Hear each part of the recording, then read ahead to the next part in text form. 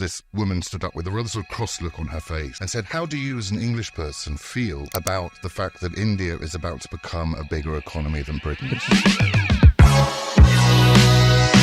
And the British have sort of quickly rustled up these school kids and shoved them in to try and cover up. But the prince isn't fooled. And he writes to his father, said, I've been made to look a BF, a bloody fool. You also touch upon this in the book that we may think, those were isolated times. But there was, telegrams, people were writing letters to each other. They were also corresponding and exchanging thoughts, inspiring each other. In some ways, kind of, in a very informal manner, fighting against the British Empire. So that little story in that newspaper gives me a way to tell a story that also addresses lots of issues around education and around race and around gender. Spoiler alert.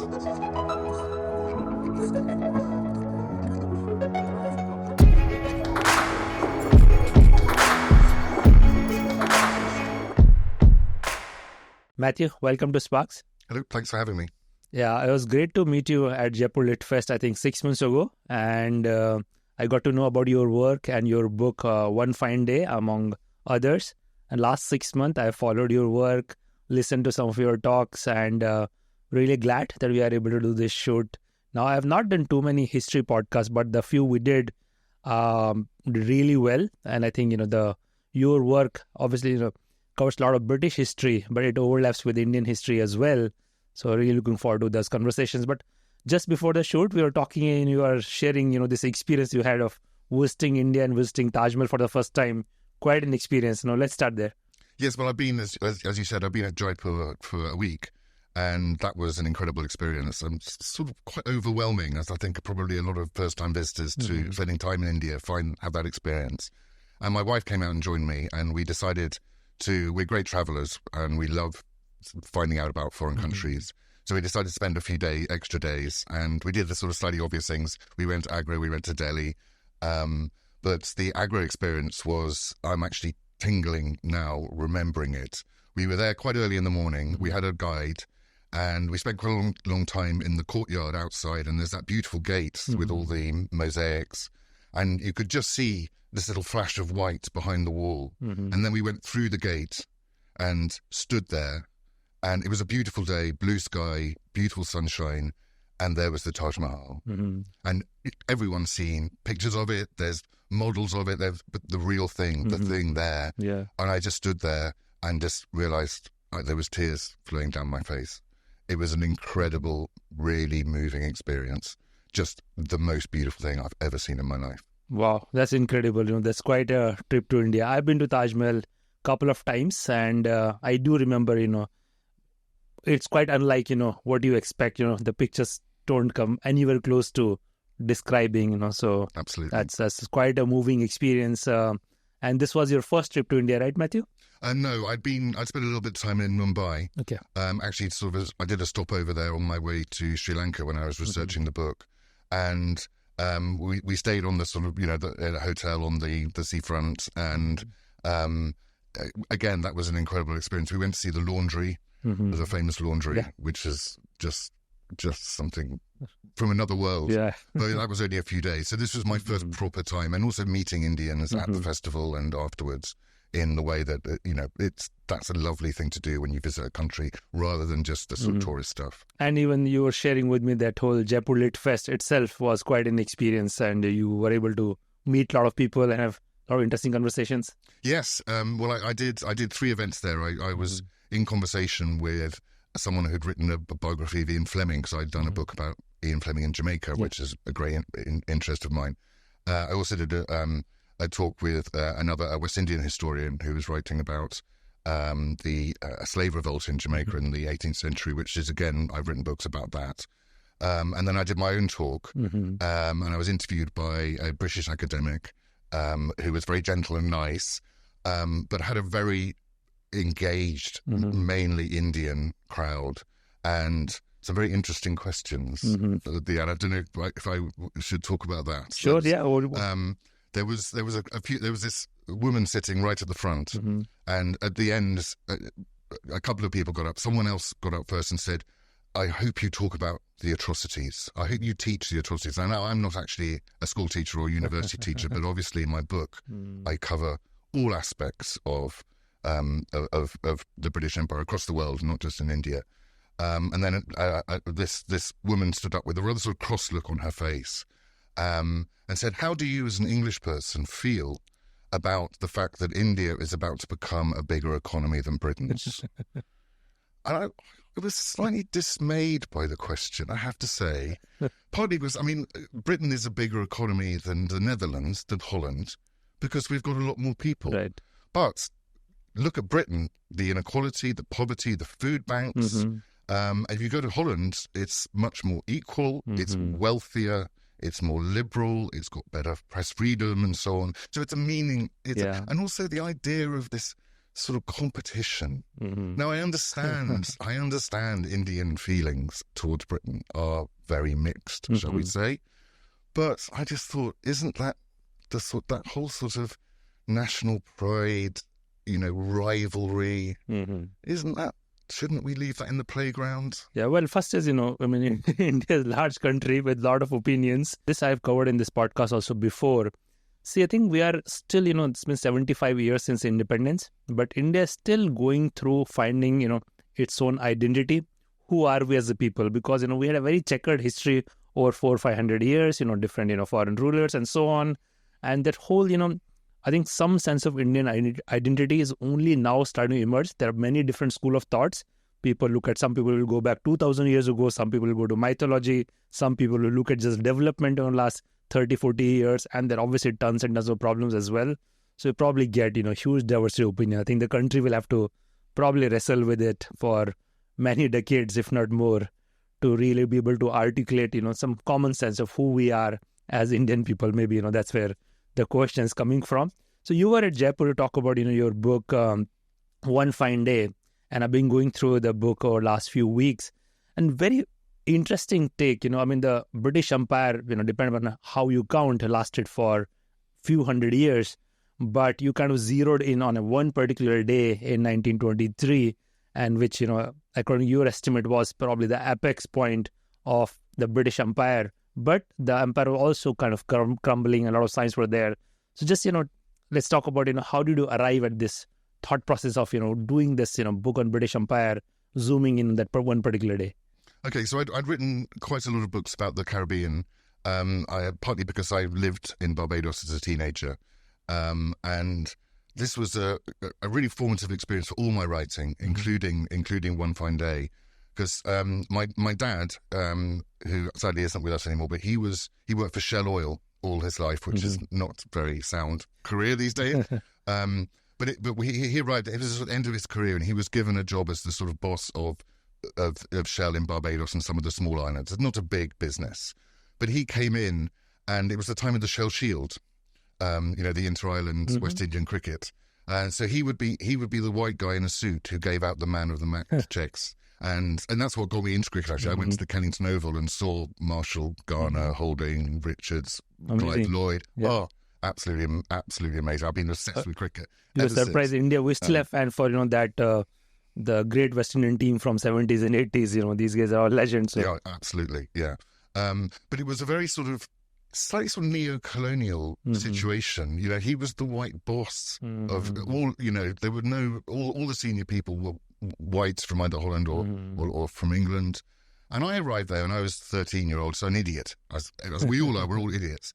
And I'd lived in the southeast of England. I lived in Norway as well because my dad was posted there.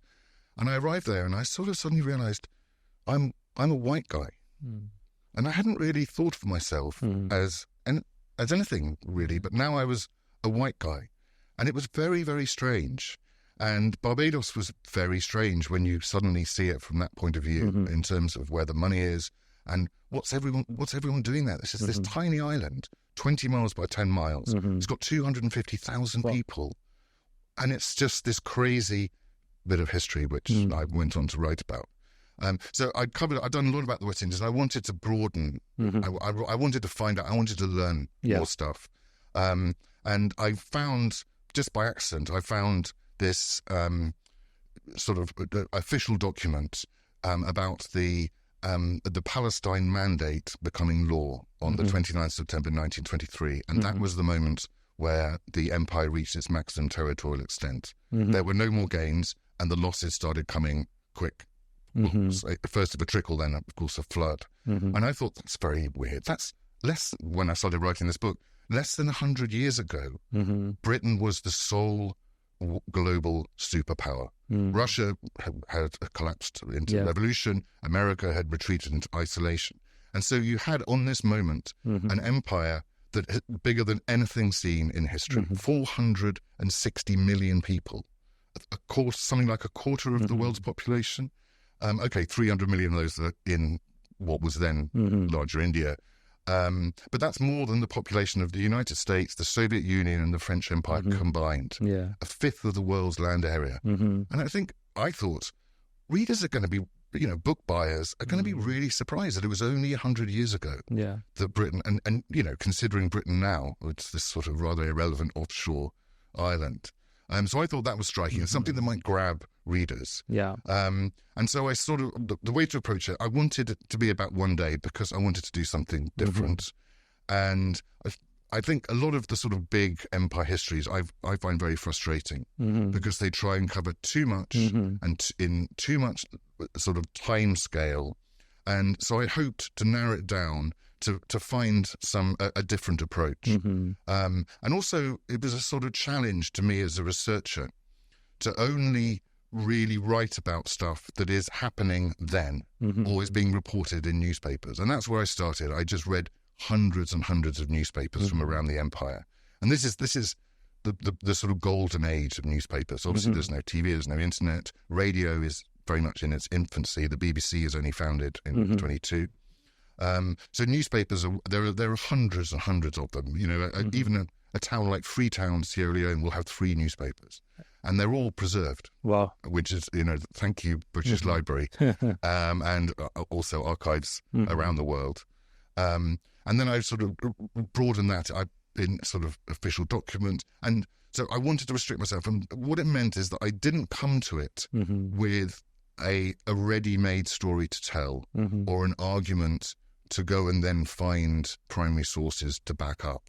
I started with the sources from this day and then put them in this huge pile. I had a file with something like 1 million words of notes. It was vast. This is why partly it took me 8 years from start to finish to That's produce incredible. It's 8 years to research ultimately. And I know the book is obviously not about a day, but you have used that particular day as an anchor to weave in all these stories.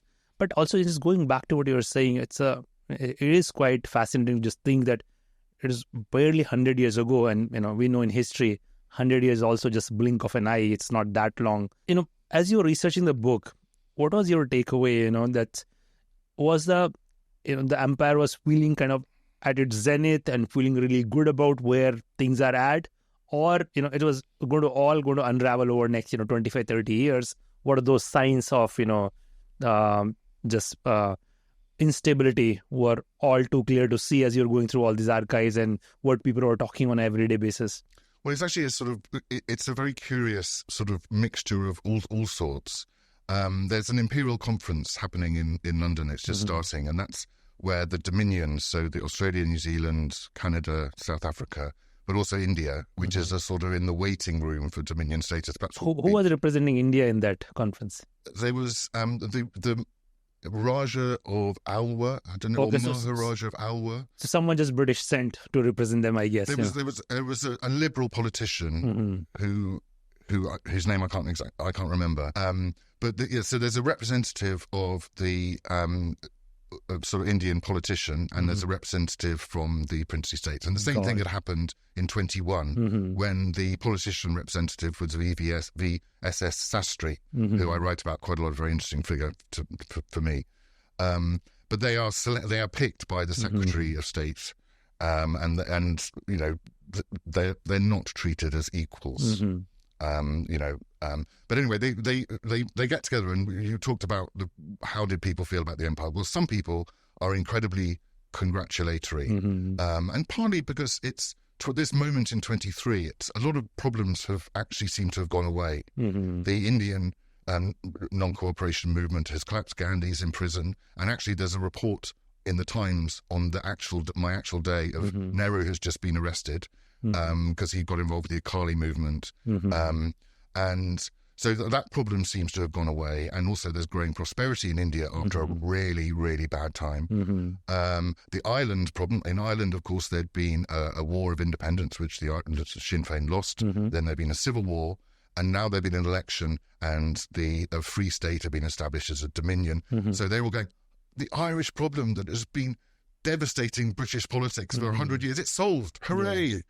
You know, there's a feeling that there isn't going to be another war for 10 years. And in fact, the war planners are expecting the next war to be against France.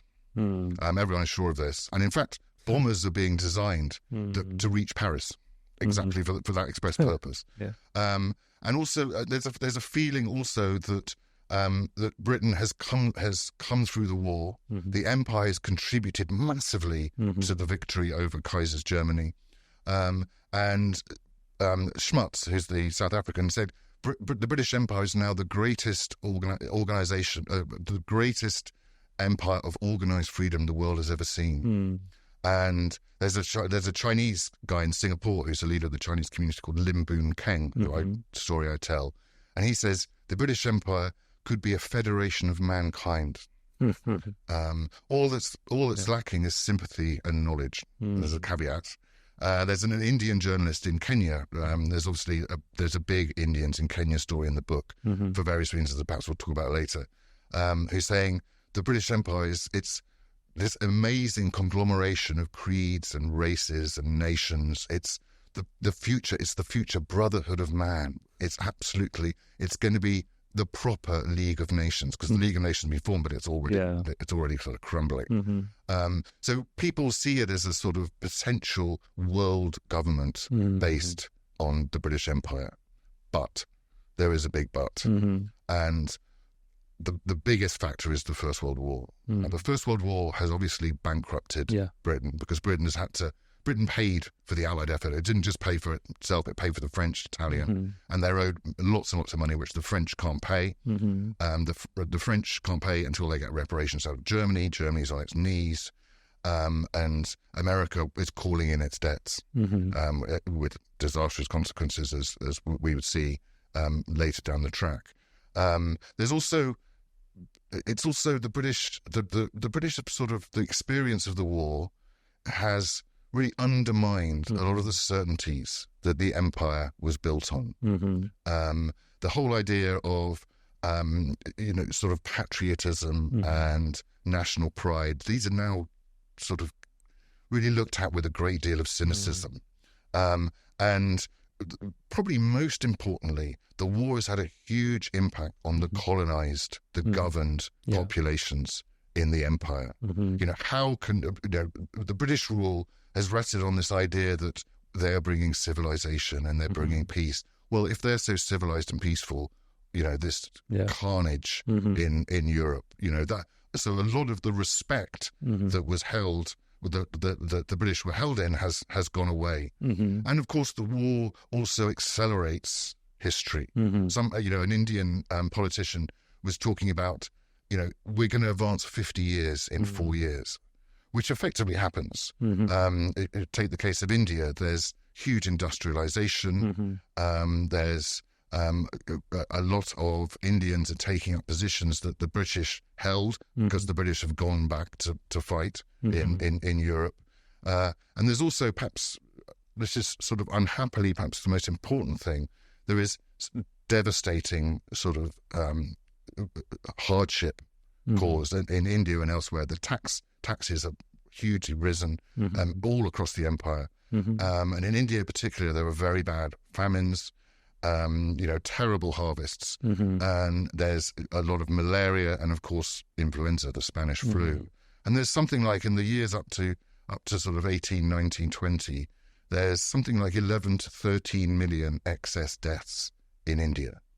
So this, of course, has created a real sort of base for, serious dissent, serious revolt, even revolution. And looking at, everything you analyze, all the way leading up to 1923, and we also have the benefit of hindsight and maybe perhaps, what other historians also look at. Was it almost, given by 1920s, the empire is going to go away. It's just a matter of time, or it still could have gone either way depending upon the choices being made and how different actors played their cards, or there was a sense of inevitable to it that this can't hold on to this much longer. Well, an important point is even on one day, there is huge diversity. Mm-hmm. There were huge differences between different parts of the empire. I mean, if you look at the sort of geography, some of it is frozen wastes, some of it is desert, some of it is jungle, some of it is people pretty much in the Stone Age. Mm. In other places, they are civilizations far older than Britain's. I mean, you look at India, you look at Sri Lanka, you look at Burma, perhaps to an extent. So there's massive differences. And there's also great political differences. By the Dominion, the white settler colony places have a politics that is very close to independence from Britain. India is, out of the sort of non-white places, by far the most advanced politically. You've had, obviously, the Morley-Minto reforms in 1909. You've had the Government of India Act after the Montagu-Chelmsford reforms that has introduced, I think there's something like 10% of the population have a vote. And remember, in Britain, they've only just gone to mass democracy. In 1918 is the first time that all males and most females are given a vote. So democracy is a new thing. Proper democracy is a new thing in Britain. But it's happening in India, and other places there is absolutely no representation by local people whatsoever. And other places, I write quite a lot about West Africa, and a lot of places are looking to India the example of the Indian National Congress, and they're forming congresses of their own. So there's the British West African Congress that has its first meeting in 1920, and that is moving. So that has very much influenced the fact that on my day they are still celebrating the first ever election in Lagos for just four posts, all of which were taken by people who have been educated in Britain, which is something we may want to talk about. So everywhere is a very, very different stages. That's an important point to make. But there is a feeling, going back to the Imperial Conference, the Imperial Conference, they're asking, what's the empire for? And they can't really. And what unites it? What is it? What is this empire? Because the First World War has swept away the Russians, the Russian Empire, the Ottoman, the German, the Austro-Hungarian. Empire seems a bit of an out-of-date concept. Now the future seems to belong to the nation state. You've got Wilson talking about self-determination, or perhaps communism in Russia. You've got fascism. Mussolini is already in power in Italy. Hitler's the day before, there's the newspaper reporting Hitler marching in the streets of Munich with his brown shirts. But so what is the empire? And has it become a sort of bit of a dirty word? And so they sit down, and this is with the Indians as well. They say, well, maybe we should have an exclusive trade, which means tariffs, which eventually they sort of do a little bit, and hence why the Conservative, no one is going to vote for more expensive food. And so that idea is not going to. Are we a military alliance? But then they talk about this, but then the Canadian Prime Minister Mackenzie King is asked by the Secretary of War, says, look, if any part of the empire is attacked, would you come to the aid? He says, no, we wouldn't. We would talk about it in our government, but we would not automatically, as everyone did at the beginning of the First World War. George V declared war on behalf of the empire. So wherever you were in the empire, you were at war with Germany. A lot of people didn't even know where Germany was. So that's gone. The idea of an exclusive military. So what is it? And all they can come up with is shared loyalty to the monarch. And so hence, and obviously the agent of monarchical influence is the royal tour. So Edward, the Prince of Wales, who later becomes briefly Edward VIII, is sent off on this endless tour of palm and pine. How long was this tour? Like multi-year? Yeah. No, I think he went to Canada first because that's the senior dominion, And then he went to Australia, New Zealand, and lots of places in between. And of course, he does India and Burma and Sri Lanka and Malaya. And he's utterly unsuitable character. And what was the job? Like, this is to kind of just prop up, just motivate, inspire everyone for loyalty to the crown. Like, what was the purpose of his visit? Well, yes, because as I said, it's been decided in London that the only thing that's holding this empire together is the monarch. Right. And the original idea was, and remember, he was. I'm perhaps being unfair to the Prince of Wales. He's very photogenic, And this was the age. This is the beginning of the age of the sort of illustrated magazines, and he's a sort of celebrity, and he's a bachelor. And so Lloyd George says, "Well, go. First of all, go to the Dominions in India and thank them for their contribution." So he does a lot of march pasts. There's a lot of meeting of sort of mutilated veterans and hospitals and this sort of thing. And almost everywhere he goes, he draws these enormous cheering crowds.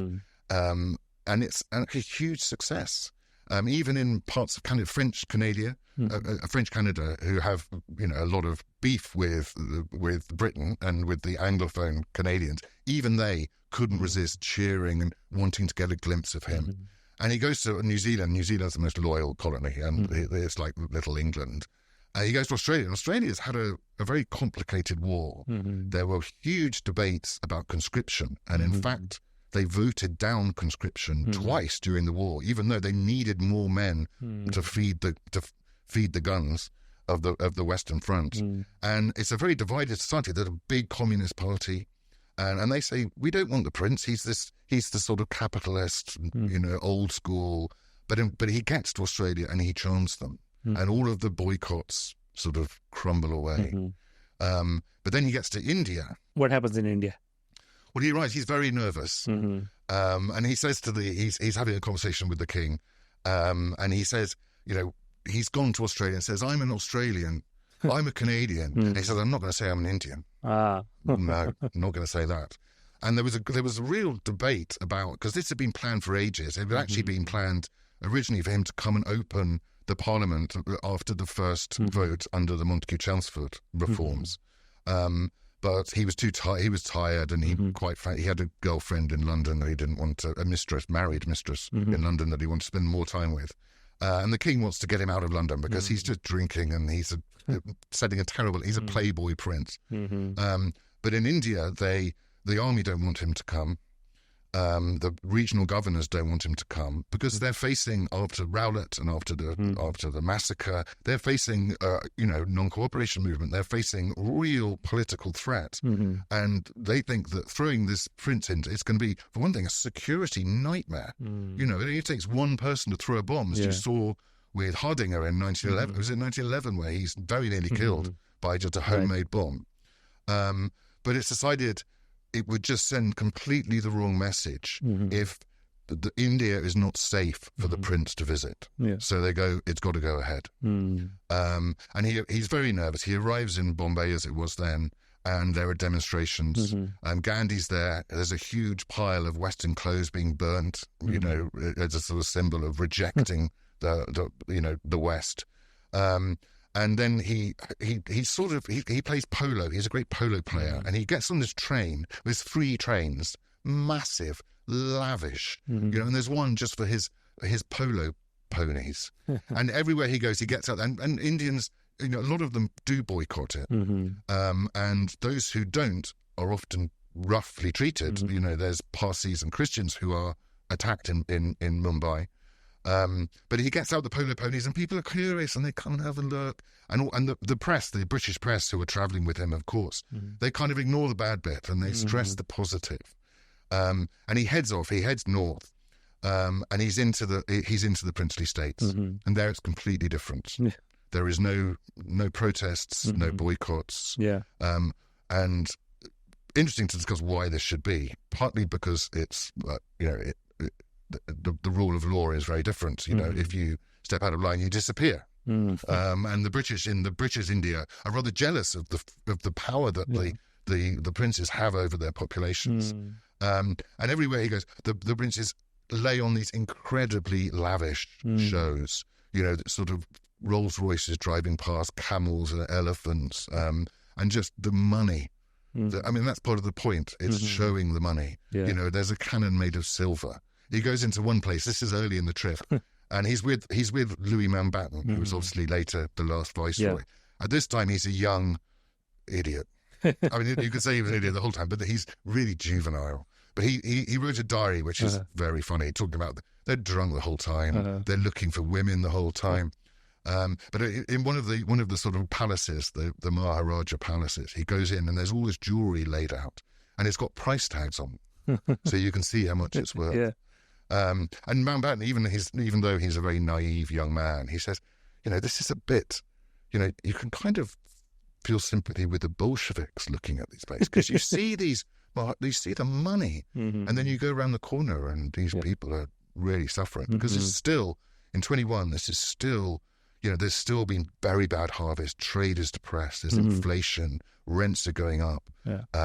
There's been this, as I said, this huge tax burden to pay for the war. Yeah. You know, people, this is a real low point for ordinary Indians, and they're really struggling. Yeah. And even Mountbatten notices this and says, you know, the royal pigs are getting fed better than the people who are looking after them.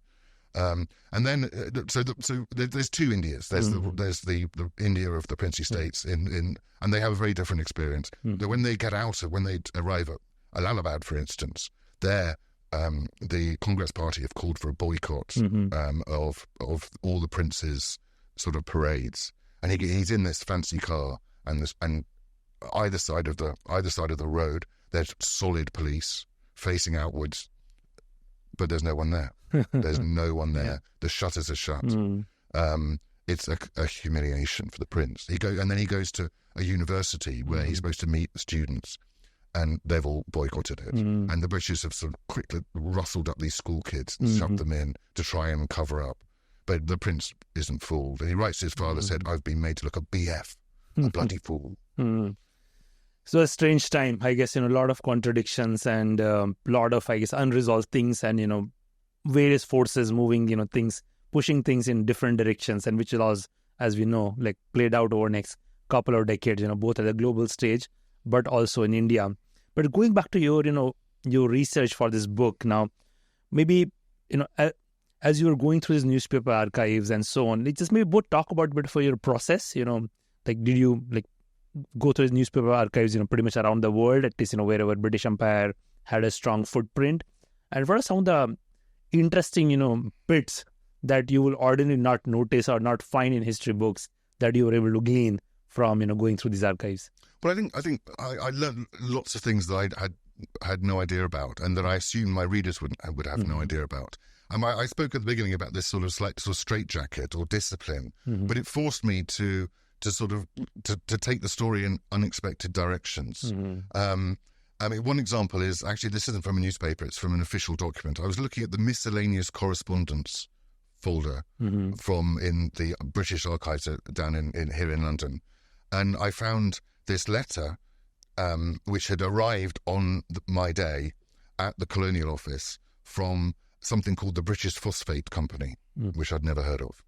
And it said, could your local commissioner in Ocean Island please encourage the locals to lease another 150 acres of their land for mining? And I thought, what's this about? Yeah. And then I investigate, and I discover that this place, Ocean Island, which is now Banaba, which in the Pacific is now very near Kiribati. I mean, a very isolated place. It had been discovered some years before that the soil of the island was almost pure phosphate, which is an incredibly rare and valuable ingredient for fertilizers.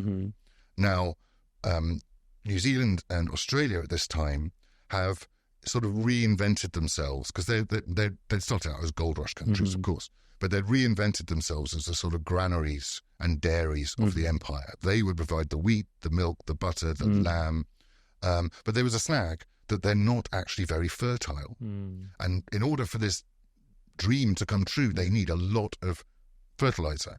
And so this phosphate is of real importance for the wider empire. Was this a large island? Tiny, So, sort of 20 miles by 20 miles, something like that. And it had about 500 people living there, and they've been there for about 2,000 years, surviving very difficult conditions. There's hardly any rain.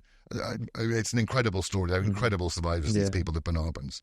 But anyway, it's soon after the discovery of this phosphate, a New Zealander turns up and signs a deal with the king of Banaba. There is no king of Banaba. They just found some illiterate old guy to put a cross on a piece of paper for virtually no money. And they started digging.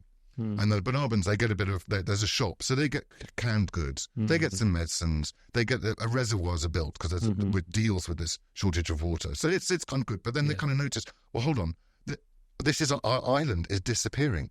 So they're taking the soil and just leaving solid coral wasteland. The whole island is being shipped off. So the actual physical body of the island is being loaded onto steamers and taken away forever. I mean, it's extractive colonialism at its most literal. And so what this letter that I found leads to is this standoff between the company, which is a nationalised company, the phosphate company, the islanders, and in the middle is the British colonial resident. And he's under pressure from London and from the company to get these people to sign. But he also can see if they do, they're going to have to move. They're going to have to be shipped away. They're going to find them a new island. And they don't want to go because this is their ancestral home. So this guy, the person, and I talk about him a lot, is in this position where he has to choose between his career and his integrity. And that sort of thing is happening all over. And so I start the book there because this is where the sun first rises on the empire, and I tell that story, and we come back to it at the end to see how it actually ends. Right. So that's an example of me finding something on the day and then developing into a story which no one had heard of. I can almost guarantee hardly anyone has heard of this place. Yeah, and it's a fascinating story. I'm curious also now to just mentally visualize where exactly is this island, and do people still live there now? Well, spoiler alert, they were shipped off. Okay, so this is barren island now. There's a few people there, but it's barren, and it's just these sort of bits of coral. I tried to get there. I tried to go and have a look at it, but it involved flying to Fiji, and then there was a boat once a month to take me there.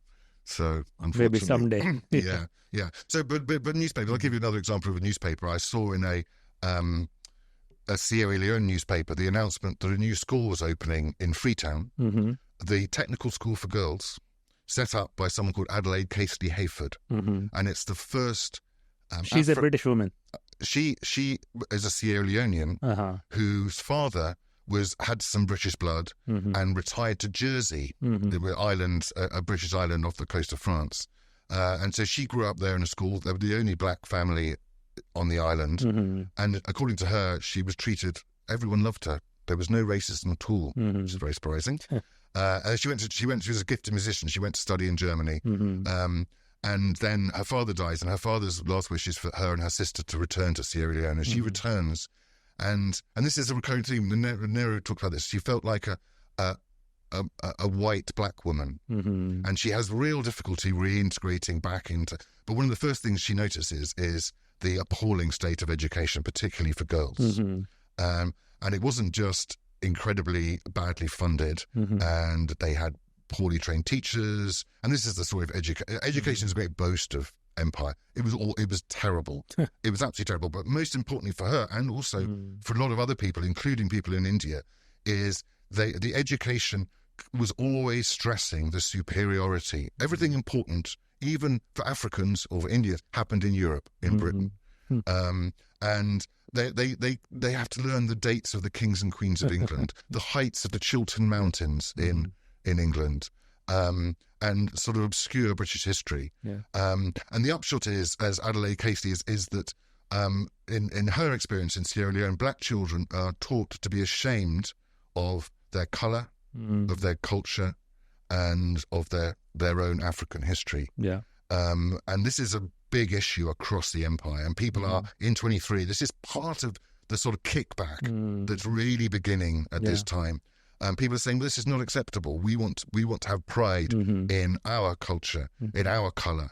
I mean, obviously, Marcus Garvey has just been released from prison in New York, and he's, of course, this great advocate of black pride. You know, he has this newspaper called Negro World, which has a mass circulation across the Caribbean, Africa, and the United States. and he refuses uniquely out of all of the black press, and there's an extensive black press in America, refuses to take advertisements for hair straightener or skin lightening products. So that's his. So anyway, so Adelaide Casey Hayford says, "Well, I've got to do something about this," and she establishes. She has to raise money in the United States. She can't get money out of the Sierra Leoneans, either the government or the local people who are desperate to be white and desperate to mimic white style and everything. She sets up this school for girls, technical school for girls, to give them independence, which is very important, but also to teach them pride in their culture, in their handicrafts, in their art. And this opens on the 29th September 1923. Amazing. And I thought, and so that little story in that newspaper gives me a way to tell a story that also addresses lots of issues around education and around race and around gender as well. I think all these things point out, history is not always this big history, right? There is also very granular local history which plays out in everyday's life. People have their own ambitions and aspirations and their own way of either taking a stance or trying to make a contribution, which as we zoom out, a lot of that gets lost, which is what I think you are able to go back to and kind of bring to life through all these stories and weave a narrative, through this whole, British Empire, which is obviously a big part of, world history now. I want to go back to newspaper archives. One of the things, reading from the book, at some point, I think whether it was Sri Lanka or somewhere, you realize that, a local newspaper was filled with basically only sports news. And there's also in some ways, deliberately trying to take the attention away from everything else and, I don't know whether that's the case. I think partly they didn't have too many local journalists, so they take stuff from sort of other newspapers. This is the Ceylon Observer of Saturday the 30th, and a fascinating newspaper. And there was one story which I particularly liked, was the report of a cricket match between a Tamil and Sinhala team. Sinhala's win, but there's one amazing moment where a Tamil batsman hits a six that goes so far out of the ground that it lands on the roof of the Home for Incurables. And this is a shot of great note. But I'm a huge cricket fan, so I go through the score books, Chuck, and I'm a bowler, so then they're very bowler friendly because a lot of them are sort of matting, so you can the ball grips and turns. But yeah, I think the whole question of sport in the British Empire, and it's something that is it's sort of rather unique. The British Empire has a lot in common with the other European empires, but this is something that's slightly unique. And sport is happening everywhere, all over the empire. There's horse racing. There's a huge amount of horse racing in Australia, in the treaty ports in China, and there's football. And there's a football match happening in Kenya, run by missionaries who say, these boys, because they're playing football, they're not doing their tribal dancing. We're getting them away from the tribal dancing, which is considered far too sort of, sexual or rude or whatever the missionaries call it. But cricket is there's golf there as well, and there's cricket is the sort of considered the king of sports, and it's considered a sort of a vehicle for what British people see as British values of fair play, of respect for authority in terms of the umpire and so on. But it's also, interestingly, it's a sport. It's a sort of, again, like so many of these things, it's nuanced. In a way, the colonised people, the governed people, taking on these British sports is very flattering to the British. But at the same time, it is really an arena, almost in many cases, a unique place where there is social interaction away from a business or a mine or a plantation. There is which is obviously sort of very much a sort of ranked interaction. Here, different people from different cultures can meet as equals, and sometimes this doesn't happen. There are segregated teams. In Barbados, there's famously a segregated cricket club. But in many places, this is a chance for actual, real cross-cultural interaction.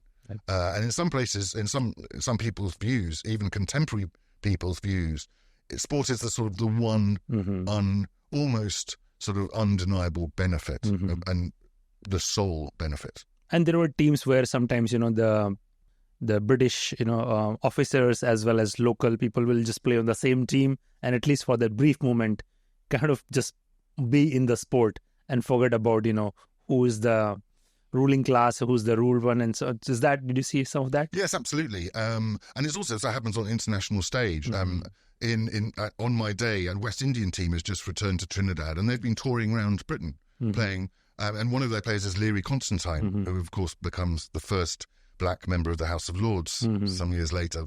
And this goes back a long time to how do you pronounce it? Ranji. Ranji, yeah. Maharaja Ranji. Ramsgate's Jimmy, as he was called by the British, who couldn't pronounce his name, rather as I can't. And he was playing in the 1890s, of course. I mean, was a massive superstar. I mean, one of the best batsmen ever, you know. And so that this has a history, but at this time in the early 1920s, a Maori rugby team has just toured Britain.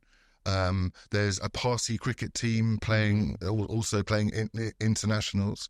So this is as close as we get to a sort of, you know, interaction on a global scale, as well as in these local colonies as well. Yeah, I guess, you know, sports, I guess, continues to be a great leveler, whether you talk about now or 100 years ago. And it's for others. There's this French author called Demangeon who has just published a book about the British Empire published in French for French people. So I thought, that's interesting. I want to know what the French thought of it. And this is that he has some interesting insights. But the sport, he's baffled. What? He calls it sort of unrewarded, unpaid, physical activity. You know, why get knackered for no reason? You know. Yeah. He just needs to look at all the money that has come into cricket now to get a sense of it's mind-boggling. As you were going through newspaper archives, I want to go back to what is happening in India. First of all, what kind of newspapers were operating in 20s in India, and were there very strong Indian voices, or the newspaper had Western British influence? Like, what is going on, the everyday editorial dialogue in newspapers that you might have come across in Indian context? Okay, well, it's hugely varied. Massively. Every opinion, even some quite extreme ones, it finds a voice somewhere. And a lot of them have European sort of supporters, or they would be a European paper that then runs a something in a different language, for instance. And there's also incredibly loyal newspapers. The Times of India, for instance. They are loyal to the British government, to the viceroy, I suppose you would say. And they are, very fierce debates happening, and this is the same across the empire. In Kenya, where I did a lot of work on the Indian community there. They've got newspaper editors who are, at some point their lives are threatened because they are rude about British women or something like that. And they have to quickly leave Mombasa and get on a boat somewhere. Otherwise they're going to be arrested or possibly killed. So there's really, really lively debate alongside some fantastic trivia. Even the adverts you learn stuff from. For instance, I'll give you an example. The Malayan papers, all the beer adverts are for Asahi Japanese beer. I think that's odd. And then I look at the import statistics, and even Malaya is Britain's richest colony by a way because of rubber and tin. But they only import 17% of their stuff from Britain. It's almost all from Japan or the United States. So you think, well, what's the point? What's the point of all the money that's spent running Malaya and all the British people out there, looking in the various colonial positions and in the business positions? What's the point if they're not buying British stuff? I mean, that whole original, of course, going back earlier in the empire, a lot of the reason for having colonies, and I'm thinking particularly of the West Indian colonies, is for trade and mercantilism. So telling them, you have to buy everything from us, from Brit, and it has to be in British ships, and we will take all of your exports at a price that suits us. So therefore, the metropole gains hugely from that. But all that's been swept away, and this idea of free trade really undermines the point of empire. So from seeing that advert in the Japanese beer advert, you kind of have a look at how economically the justification for empire has pretty much gone away. India is not making any money for Britain. In fact, the opposite. Yeah, and I think I remember reading your book. I was quite intrigued. Love to know more. At some point, I mean, there is this larger narrative of how much British benefited from having a large colony like India for a couple of 100 years and so on. But towards the end, it was starting to become more of an economic drag rather than I think whatever exploitation was there was done. If who knows exactly what is the extent of it. But it's like by after World War One, it was costing a lot more to maintain the empire versus any kind of exploitation to be had in terms of benefiting the British economy here. Yeah, I mean, I think we have to stress that India is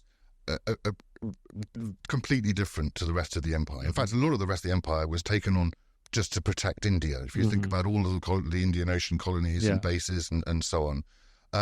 And it's just on another scale to any. It's the jewel in the crown, and it's hugely prestigious. Yeah. In fact, it's so important that at one point, actually around after the First World War, there was talk about moving the empire capital to Jerusalem, halfway between London and Delhi. So London and Delhi are the two sort of nodes. Right. And, this idea was which I think is fascinating to actually... It was seriously considered? It was seriously considered that London would no longer be the capital of the empire. It would be Jerusalem for geographic reasons. Yeah. And of course, historically, India has been of huge benefit to the British economy. There's, you go back to the sort of the basically the bandits of the East India, the early East India Company, and the huge boost that the cotton industry and cotton is still Britain's most important export in 1923 by value and by any category. And obviously the Indian market, was decimated by that time. Yeah, it was decimated, but it if you drive around the north of England, you see all these mill towns. They came into existence in order to sell cloth to India. But actually in 23 there is now a tariff on imports of cotton from Britain, which is just completely a different situation. And that tariff isn't actually to nurture a domestic cotton industry. It's purely revenue raising in order to pay India's debt to the City of London. So the City of London is privileged over the mill towns of the north in terms of who gets the advantage. Yeah. But so there's a huge sort of emotional engagement. But certainly, and I really didn't answer your earlier question about whether there was a feeling of sort of end of days, and a lot of that's not the case at all. And I was very interested, studying because I've very deliberately included a lot of colonised voices. I think you can read British Empire books and you just hear about the governor of this and this guy in a pith helmet and so on. And I think that's yesterday's way of doing things. So I very much wanted the voices of Africans, Indians, Pacific Islanders, which are often very difficult to find in the archive for obvious source bias reasons. That's partly why it took me so long, because I really wanted to find these colonised voices. And none of them, with one exception, no one is talking about leaving the empire. The one exception is this monk in Burma called Uatama, who just wants nothing to do with the British at all. But all of them are saying, we want to stay in the empire and we want the security, because the Royal Navy is this huge... I mean, Gandhi doesn't want to have to pay for an Indian Navy. No way. These ships, these battleships cost £5 million. Yeah. But they all want more autonomy. And Gandhi wants dominion status, and they all want more control over their lives. And they all want, and this is the really important thing, they want to stop being treated as second class, as inferior. Yeah. Okay, but none of them, as I said, it's the next generation that will actually want to leave the empire entirely and in total independence. Yeah. But in India, at end of days, there is this feeling, and this is reported by George Orwell in Burma and E.M. Forster in India, and there's a feeling, particularly after the Prince's royal tour and what that told the British about, because the British say, oh, the Indians, they'll come out, they love a bit of pomp, they love a bit of ceremony. Well, they didn't. They didn't. And this sends a really strong message. And the people, who spoke to the Prince spoke to some people, and all the British officials are saying, I'm not going I don't want my son to come out to India. This is now an Indian country. It's no longer. We no longer have a right to be there. And that confidence, I talked about that after the end of the confidence in sort of the British civilization, the British way of doing things, that has collapsed because of the war, because of growing resistance from the colonized people. And India is probably more advanced down that road than any of the other non-white colonies. If you look at Australia, a lot of them are saying, we want, much more independence. And they're not welcoming British people and immigrants in the way they're used to. And that will, of course, lead soon to the Westminster deal in 31, which gives them a lot more, officially a lot more freedom. So certainly in India, there's been instructions to be more polite and not to expect Indians to give up their seat in a train. Or You had a very that. interesting story about that as well. Do you want to share that? About?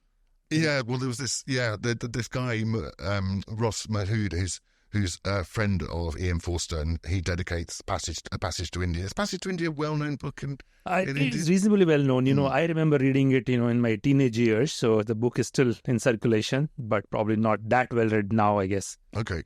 I found it really interesting and useful because Forster's not only a novelist, he's a journalist. He's the sort of leading expert on India. He went there before and after the war and spent quite a lot of time there. Had a lot of Indian friends. I had a bit of a thing for Indian men as well, which is slightly awkward. And I found that book really fascinating. And he tells the stories of this guy Masood, who was this aristocratic Muslim, huge, very imposing, charismatic figure. And he told Forster of how after the war, this instruction to be more polite.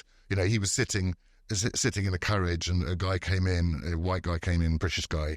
I said, who goes, I'll leave this. This is your carriage. It's your country now. It's your country. And Monsieur goes, for God's sake, that's almost worse than before. How you were like before. So there's no pleasing some people. I think everyone's confused. People just don't know where the things are headed. You cover a lot about Nehru as well in different parts of the book. So we'll talk about it. What do you learn about Nehru specifically through research for this book, and where was he at in 20s? What were newspaper, was he writing actively and so on? Like, what is your impression of, because he went through his own evolution. I think he changed a lot also from what I understand in his early years to his middle years to his late years. But what was your impression of what is going on? I found him a really fascinating figure. And I'm very careful with all of the people. I don't want to idealize anyone. So, for instance, we were talking about Adelaide Casey Hayford, this educational pioneer. She was a very difficult woman. She really wound people up the wrong way. And there's another guy called Tang Chen Lok, who is a Chinese Malayan, who is he's a very admirable figure. He wants to integrate the different Indian, Chinese and British communities in Malaya, and he fails. And of course, that's why Malaya falls to the Japanese so easily. We all know about that. But he starts a teacher, and he sort of hurts the kid. He beats the kids, and so everyone has these flaws. Nehru, I struggled. I admired him. From what I learnt about him, I really had huge admiration for him. Now, the jumping off point for him is in the Times of my day. There's a report: Nehru arrested, and he's just been arrested for the third time. He got involved with a Kali Sikh reformist demonstration, and he's put in prison and in terrible conditions. He's got rats running over him and so on.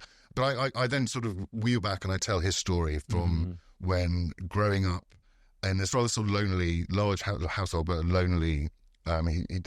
His siblings only came much later. In this incredible, lavish luxury of Motilal Nehru's in Islamabad, this mansion which has got a swimming pool, a tennis court, a riding ring and stables. And he's a lawyer, very successful. He didn't train in Britain, unlike Gandhi, but he is mainly through sort of Hindu sort of elite wills, sort of doing the legal job on that. So he's massively wealthy, and he runs this very open house. He has a lot of Indian from all different parts of the sort of social setup. He has English. Nehru has English governess and teachers. He reads a lot of. Also, there's a Muslim head of sort of working in head of the household staff who tells him the Muslim stories. He learns the Hindu stories, but he also reads Kipling and Dickens. And then when he's 15, he's sent to school in Britain, in Harrow, where he's a very sort of ordinary character, I think, and sort of he's considered a good chap by his housemaster. He does the sports, keeps his head down, and then he goes to Cambridge, and he becomes a bit of a fop, a bit of a man around town. He likes gambling. He gets into debt. He keeps having to bail him out, and he becomes, rather, in his own words, rather a prig. But he comes back to India in 1912, and he sort of keeps up with events. So he's really boosted, like so many people across the empire, by this seismic defeat of Russia by Japan in 1905. That may sound really a bit obscure, but this is like a thunderclap. It's the first time a non-white nation has defeated one of the great European powers. This was which year? 1905. 1905. And this is, I mean, W.E.B. Du Bois in America, who's this sort of statesman, says, this is the moment where the sort of white invincibility, it's a moment of huge coloured pride. And this all across the empire. And Nehru is the same. He thinks this is incredibly exciting. He follows the partition of Bengal, which is obviously has a huge effect. It's a real sort of politicization moment. I mean, obviously nothing like later, but this is the first time the sort of mass people start to get involved with politics. But he arrives back in 1912, and it's all rather quiet and dead. He's sort of supposed to be a lawyer, but he's so boring, and everyone is trying to be like the British, and the British is just bored and lonely. And then the war comes, and that's actually the moment that the story picks up, and he gets involved with the Home Rule Leagues with Tilak and Annie Besant, and he's nervous to start with, because he arrives back and he says, I'm kind of more English than Indian. Am I English or Indian? It's he's very split. He calls himself a mongrel because he's he doesn't speak Hindi or Hindustani well enough. He fears to make speeches, but eventually, he speaks in English. Very interesting. From school, he writes to his father in English and his mother in Hindi.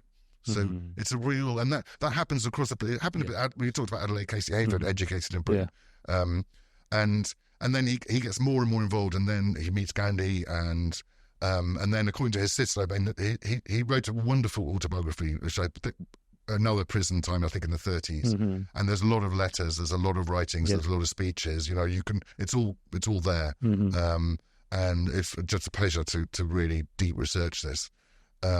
And then, of course, he gets involved with the peasant movements, and he sees sort of the scales fall from his eyes, and he sees that what an incredibly privileged and lifestyle that he's been living, and he sees the grinding poverty, and he blames the landlord, he blames the priest, he blames there's a lot of reasons for this. It's not simple. But he's really shocked. He's really shocked by the sort of the life conditions of this huge population of peasants. Yeah, I remember, again, going back to my teenage, early 20 years, he has some fascinating books. There's a book called Discovery of India, and he writes this, kind of mega history. I'm sure it's not, research from the first sources, but a little bit more idealistic kind of history of India. But as at least growing up in India, for me, as a kind of first comprehensive narrative of, at least one way of looking at India. Now, there's a lot of controversy around that. A lot of people probably will not agree with his portrayal. And then he has even this bigger book called World History. And apparently he wrote that book as a series of letters to his daughter, Indira Gandhi, who became a prime minister much later. And this is like this, 1,500-page book, glimpses of world history, I think the book is called. And, what come across is this guy was definitely, very well read and has a, awareness and perspective about, what's happening in the world, and a way of articulating. And he's very much at the centre of a lot of very important events. He becomes a senior, obviously, in Indian National Congress. And he investigates. He goes to Amritsar after the shooting, and he's sort of, he's there a couple of days later. He's looking there. He's on the scene, and he's interviewing people, and finding out, for instance, that two of the boys, because a number of small boys were killed, two of them, their fathers had died fighting for the British in the First World War. Terrible. things like that. It's just that has real impact. Right. But he also has a very a sort of nuanced, and he's not a sort of, he doesn't sort of just fall down in adoration of Gandhi. He has a lot of reservations about the sort of slightly quasi mystical and the sort of religious element that is a lot of the success of Gandhi's appeal, reaching out to the mass like no one has done before. Because of course Congress really up until the sort of the Gandhi moment in 2021 really is sort of floating on the top of the main Indian population. It's only really engaging a very small, as I don't need to tell you this, you know this. And Gandhi has the success of reaching out, but at the cost of what? Of the cost of bringing this mystical thing. And he has the same reservations about the Khilafat movement, the Ali brothers, which is a very important part, of course, of non-cooperation. And the sort of religious element in that, because it is a religious movement. It's about the Ottoman sort of care of the holy places of Mecca and Medina and so on in Jerusalem. And he says, well, look, there's Muslim people I knew who were just sort of secular. Now suddenly they're all growing beards and sort of, getting all religious. And he says, and he comes out right at the end of his latest prison thing in 23. He comes out and, the whole non-cooperation movement, Congress has gone from being about 10%, 11% Muslim to 4% Muslim. There's huge communal violence all over the country. And there's this, the revivalists, there's these sort of people trying to convert each other. And he says, we've just gone back to it's like the dark ages in Europe, superstition. We need reason. And he says, the magic moment is over. The magic moment of that 21-20. But in fact, there is something else happening that suddenly gives the Indian nationalists a massive boost, and that is what's happened in Kenya to the Indian diaspora there. Because of course, the Indians in my book isn't just about in India. There is this massive diaspora. They're the majority in Fiji. They're growing the sugar in Mauritius. They're tapping the rubber in Malaya. And these are people who were forcibly taken over last few generations to all this, There's all sorts. There's a lot of indentured labour. There's migrant labour as well. You look at Burma, where from the 1820s onwards, the Irrawaddy Valley has been cleared to grow rice on this industrial scale. And Burma grows something like half the world's rice is grown in Burma. Wow. And that is all funded by Indian moneylenders. And there's all the government, all the clerk positions in the Burma colonial government are held by Indians because the British can't be bothered to train up Burmese. And this, of course, is causing massive friction. And there's going to be trouble ahead. Did you come across much? I mean, this whole, there's a massive, this both, I guess, forced and voluntary movement of Indian workforce. Even pretty much most of the, at least second half of the British Empire, I've not come across, any comprehensive book or analysis of that, because ultimately, whether you look in the Caribbean has, Fiji and, Burma and so many other, Africa, so many places have all this, Indian diaspora, which kind of pretty much, I don't think went there by choice, or maybe such some economic opportunities, but a lot of it was just necessity that British had to kind of. I think there is a sort of popular view that Indian diaspora is about sort of coolies and about unskilled labour, and there is elements of that. I mean, the British Empire is built on cheap labour. Basically, that's its fundamental building block. But if you look at, for instance, Kenya. There's this guy whose story I tell, who again I came across as a report of a meeting of the Indian East African Association happening in the Jivanji Villa in Nairobi. I thought, what's that? And then I find that there's this guy, A.M. Jivanji. He's born in northwest India into a very traditional family. His father dies when he's young, and he has these tyrannical uncles who treat him like sort of just a slave, basically. So he steals some money, runs away. He sets up a stevedore business in Karachi, and then he goes to Australia, and he starts selling door-to-door Indian spices and linens, and suddenly he's making a lot of money. He meets a British person there. He says, oh, look, there's this opportunity in Kenya. So he goes to Mombasa and he gets appointed as the labour, the sort of labour officer for the railway that's being built from Mombasa to the lakes. Yeah. The lunatic line, as it was known. So he actually is in charge of importing, and there's something like 30 to 40,000 Indians come mainly from the Mumbai area. And they're not just coolies, they're draftsmen, they're overseers, they're engineers, they are surveyors, and that's an amazing story. A lot of them, something 2,000 or 3,000 die, as happened in these sort of labour projects. At one point, the building of the railway has to be paused because 28 Indians have been eaten by lions. Anyway, so he completes this line, and he finds himself, and he buys property. He buys up most of what became Nairobi, and he's the richest man in Kenya, this Indian guy, and he's the leader of this community, who are in sort of desperate battle with the white settler community there, who are well known in Britain of the Happy Valley set, and there's this guy Lord Delamere, and they are really causing a massive embarrassment to the British government. And they want to go the way of South Africa. They want to have that freedom from London, because London has no control over the domestic politics of the South African government by this stage, much to everyone's regret.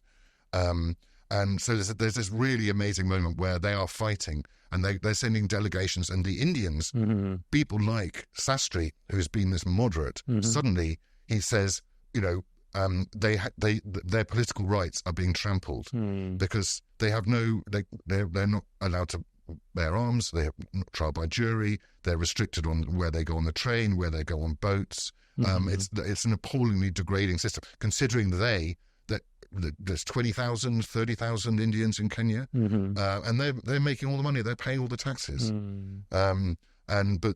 So there's this battle for political rights, which Jivanji is leading, and they effectively they lose that battle, and this is what reinvigorates the nationalists in India. And people like Sastry say, "Well, hold on, this is so un-British that there are different political rights purely on colour of skin." This is fascinating. I think, and you also touch upon this in the book, that we may think, those were isolated times, but there was, telegrams, people were writing letters to each other, and there was this network of, people who had some kind of nationalistic viewpoint in their respective geographies. They were also corresponding and exchanging thoughts, inspiring each other, celebrating each other's victory, in some ways kind of, in a very informal manner, fighting against the British Empire. That was a whole new, different story which was kind of playing out. Absolutely. And this is really interesting part of my research, I think, because there is this network of resistance, and you've got to consider Ireland as well. Ireland, for a lot of Indians, see the Irish sort of kicking back as inspirational, and as I've mentioned, the West Africans are inspired by Indians, and the Burmese are inspired by Indians, and really there are these sort of networks. And interestingly, there's this sort of anti-empire centre in Tokyo. Yeah, because Tokyo, since 1905, the Japanese they offer a way of being modern and having advantage of the modern world, but also retaining their culture and retaining their sort of identity and sort of pride in race. And the Japanese are talking about white peril. The Australians are talking about yellow peril. The Japanese are talking about white peril. And really, they are hugely inspiring across the empire, from Africa to the Caribbean. And of course, this is all very ironic because we know what Japanese imperialism would end up looking like. And I tell the story of their occupation of Ocean Island and what happened there, and it's not a particularly nice thing to learn. And interestingly, a lot of the people who became anti-colonial leaders, not just in the British Empire, not just in Burma, India, Sri Lanka, but also in the French Indochina and in the Dutch Indonesia, they all meet up in Tokyo and they all exchange views and they exchange strategies and they talk about. The Burmese look, actually one of Uitama I mentioned before, who becomes this who's a monk, and he becomes a sort of anti-British leader. He actually studies in detail the tactics of Indian National Congress in order to. So they are learning from each other. They're seeing what works, what doesn't work, and they're supporting each other, which is rather alarming for the British. And the British know this because the British have spies everywhere. And they see, that part of the sort of the beginning of the fall of the empire is of course the rise of America as a sort of commercial rival, but also the rise of Japan. And this is looking very bad for the British Southeast Asian empire. And under pressure from the Americans, they've been forced to cancel their treaty with Japan. And this is again where the whole empire as a unified body doesn't make sense, because there's this big debate. Do we keep our treaty with Japan and therefore stop the risk of the threat to particularly Australia? Or do we do what the Americans want and cancel it, because the Americans are in terrible dispute with the Japanese at this time? And so Canada says, oh, for goodness sake, we've got to stay, but do what the Americans said. They'd be ridiculous. And the Australians and New Zealand are saying, you cannot cancel this treaty with Japan. They will be really offended and they will want revenge. And of course, that's what happened. History is, very colorful, and, it's quite fascinating, Matthew, that, through the course of researching this book, you are able to, go back to kind of everyday notes and archives and to tell all these, colorful stories. I just, this is a book, for our listeners. I really enjoyed reading this book, and through this book, I also got to know about some of the other works that Matthew you've done, and I want to bring the conversation to present day. I guess both India and England in some ways. I spent last few days in London walking around, and just I happened to walk on a street. I saw this plaque which says something about Mountbatten, so I stopped to read the plaque, and says this was the house he apparently stayed at some point during his. I guess when he was here. And you walk around this area and you see, all these statues and palaces and, of course, museums and so on. So for a modern day Britisher, what is the current take on this whole, this British Empire was obviously a very big deal, played a huge role in shaping the world history. I think people around the world, definitely in India, are still coming to terms with, what does it mean for us, people who were governed by the British. But for Britain also, from going from, in some ways, ruling over 1/4 of the world population just 100 years ago to a relatively smaller, very well-off country. Like most countries, Britain have their own issues, but, so does every modern country. But how well do you think, British citizen today understands what's their viewpoint of how they look at the history? And do you think the history has been told, or there's still a lot of stories and nuances waiting to be told in future? I think there are two answers to that, really. I think you're absolutely right that around the world, like never before, this history is being addressed. It's certainly in India, and certainly in Africa and in the Caribbean. You have, for instance, Barbados, which is known as Little England, leaving the Commonwealth. So that the sort of the monarchical imperial hangover is being addressed. And there's this lovely quote from Norman Manley, a Jamaican, the first Jamaican Prime Minister, and sort of saying that the British Empire and British rule depended on the carefully cultivated sense of inferiority in the governed. And I think people feel that the Commonwealth is still part of that, and that there is still this feeling that there is a weight to throw off, that weight of the humiliation of being colonised is still hanging around and has to be addressed. And this in Australia, they don't want the king on their banknotes. It seems like a small thing, and the debate about the flag. So across and in Britain itself, of course, there's a massive debate about whether reparations should be paid for slavery. And you have statues being torn down and thrown in the sea, and inevitably there's a kickback on that from the traditional, what I would say, hard right. And there's this organisation called History Unlimited or something, or History Reclaimed, who say, well, actually the empire was a really good thing, and look at the mess they're in now, and it's just awful. But that sort of tickles a sort of an itch that the British have, a nostalgia, and we saw this in the Brexit, this disastrous Brexit. decision. This fantasy of global Britain. And I think so. There is a hangover here in the UK.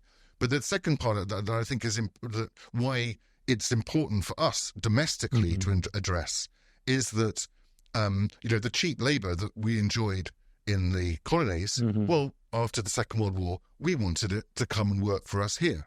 So there's this mass immigration to drive the buses, to work, to clean, to be nurses, or whatever. And so suddenly, not suddenly, because it obviously historically there's been a mixed population in Britain forever. Yeah. But suddenly you have a huge immigrant population. And I think I think even over the last 20 years, the sort of people who, when they're asked to tick the box, identify as white British, has gone from nearly 90% to about 75%. And of course, a big part of that is the Indian population here.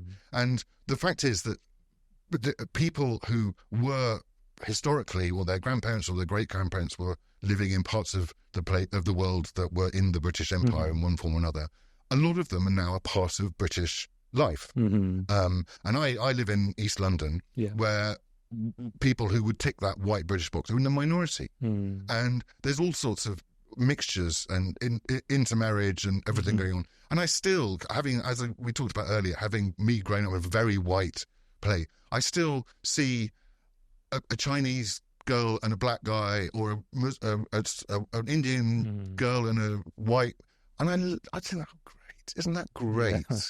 And it's still, I think the Indian people who would take Indian heritage is something like 2 million in the UK, and if you consider all of what was India, so i.e. Bangladesh, Pakistan, it's something like 5 million. And I think last year in 2023, 250,000 Indians came to work or to study or something here in the UK. So it's part of you're part of us. We're enmeshed, I think, as that's incredible. So, both we have enmeshed history as well as, I think, a lot of ongoing cultural and economic collaboration and exchange and so on. I think it was great to see you at Jaipur Lit Fest last year. Hopefully you will consider coming back again. I can't wait to come back to India, however I can. But I'm really glad, Matthew, we are able to find time. Fascinating conversation. And I think the outstanding work on history in general, British Empire overall, through 6 or 7 books now. And I'll be eagerly waiting for your next book. Thank you so much. Thank you.